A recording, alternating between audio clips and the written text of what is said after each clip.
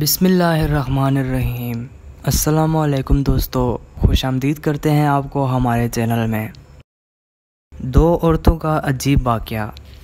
ایک بزرگ ہے، ان کا نام ہاشم ہے۔ وہ کہتے ہیں میں سفر میں تھا تو میں ایک خیمے میں اترا۔ مجھے بھوک لگی ہوئی تھی۔ اس خیمے میں ایک عورت بیٹھی ہوئی تھی۔ میں نے کہا کہ بہن بھوک لگی ہے، کھانا مل جائے گا؟ کہنے لگی کیا میں مسافروں کے لیے کھانا پکانے بیٹھی ہوں، جا اپنا راستہ لے۔ کہنے لگی کہ بھوک ایسی تھی کہ میں اٹھ نہ سکا۔ میں نے سوچا کہ یہی سستا کر چلا جاؤں گا۔ اتنے میں اس کا خاوند آ گیا۔ اس نے مجھے دیکھا اور کہا مرحبا، کون ہے؟ کہا میں مسافر ہوں، کھانا کھایا؟ میں نے کہا نہیں کھایا۔ اس نے کہا کیوں؟ مانگا تھا لیکن ملا نہیں۔ اس نے اپنی بیوی سے کہا ظالم، تو نے اسے کھانا ہی نہیں کھلایا۔ اس نے کہا میں کوئی مسافروں کے لیے نہیں بیٹھی ہوں، مسافر کو کھانا کھلا کر اپنا گھر خالی کر لوں۔ ایسی بد اخلاقی میں خاوند نے اپنی بیوی سے کوئی بدتمیزی نہیں کی۔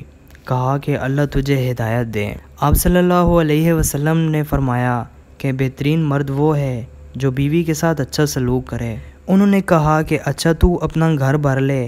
پھر اس نے بکری ذبح کی، اس کو کاٹا اور گوشت بنایا، پکایا، کھلایا اور ساتھ ہی معذرت بھی کی اور ان کو روانہ کیا۔ چلتے چلتے آگے ایک جگہ پہنچے۔ اگلی منزل پر بھی ایک خیمہ آیا، وہاں پڑاؤ ڈالا تو ایک خاتون بیٹھی تھی۔ کہا بہن مسافروں کو کھانا مل جائے گا؟ اس نے کہا مرحبا، اللہ کی رحمت آ گئی، اللہ کی برکت آ گئی۔ اب میں آپ کو سچ بتاؤں، کسی زمانے میں بڑھیا دادیاں کوئی مہمان آتا تو وہ خوش ہو کر کہتی کہ اللہ کی برکت آ گئی، نوکرانیوں کو ہٹا کر خود کام کرنا شروع کر دیتی، اور اب جب ساری سہولتیں ہیں اس وقت یہی کہتی ہیں کہ یہ بے وقت آ گیا ہے، اس کو وقت کا احساس نہیں ہوتا اور آ جاتے ہیں۔ تو اس خاتون نے کہا ماشاءاللہ، مہمان آ گیا، برکت آ گئی۔ جلدی سے بکری ذبح کی، پکائی اور پکا کر اس کے سامنے رکھی تو اس پر اس کا خاوند آ گیا۔ اس نے کہا کون ہے تو؟ کہا جی میں مہمان ہوں۔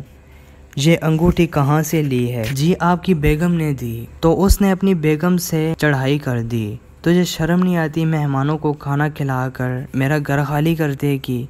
تو ان کو ہنسی آ گئی، زور سے کہا لگایا تو وہ کہنے لگا کیوں ہنستے ہو؟ کہنے لگا پیچھے اس کا الٹا دیکھا تھا۔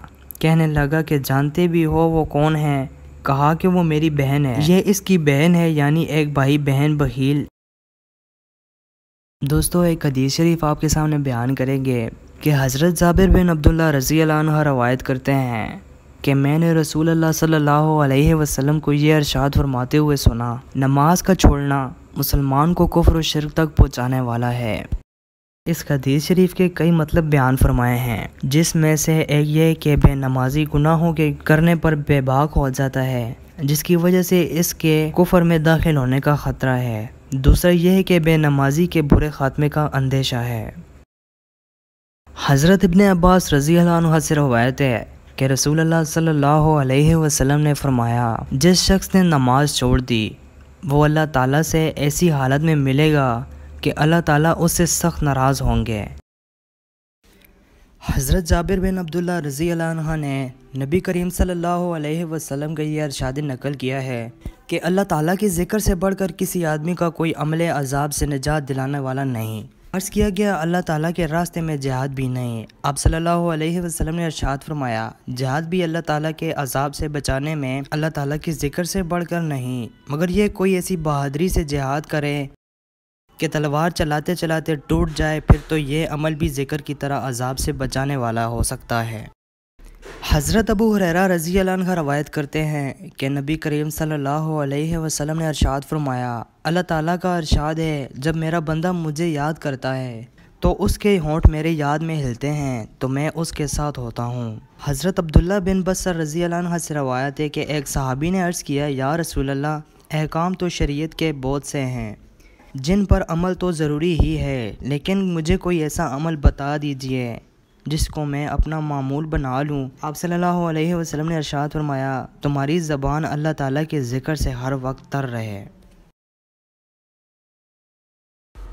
دوستو اگر آپ کو اقوال ذریعہ حدیث شریف اور اسلامک واقعات سننا پسند ہے تو ہمارے اس چینل کو بھی سبسکرائب کر لیں اور ساتھ میں دیے گئے بیل پر کلک کریں۔